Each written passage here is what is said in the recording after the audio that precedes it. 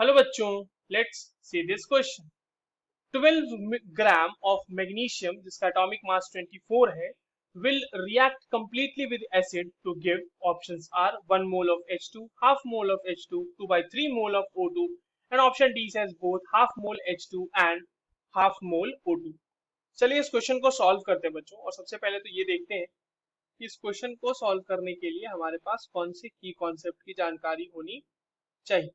ये जो सवाल है आपके पास, ये बहुत ही बेसिक स्टोइचियोमेट्री का सवाल है, उससे रिलेटेड हमें सवाल सॉल्व करना आना चाहिए।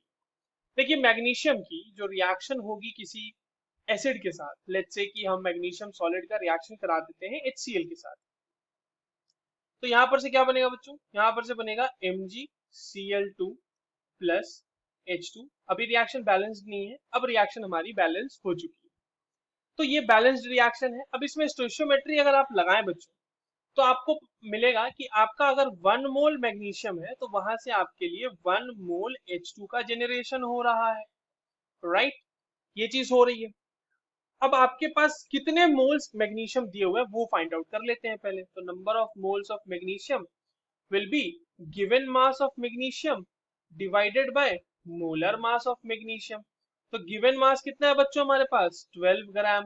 और मोलर मास क्या हो जाएगा? तो अगर एटॉमिक मास को हम मोल ग्राम पर मोल में रिप्रेजेंट करें तो वो हो जाएगा हमारा मोलर मास, उतना ही तो होता है उसका मोलर मास, एक मोल की वैल्यू, एक मोल के मास की वैल्यू।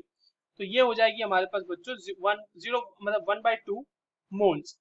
तो 1/2 मोल के लिए आपको कितना मोल मिलेगा? H2, 1 मोल H2 मिल, सॉरी 1/2 मोल H2 मिलेगा। So therefore the answer for this question will be option B. I hope you understood this well. All the very best.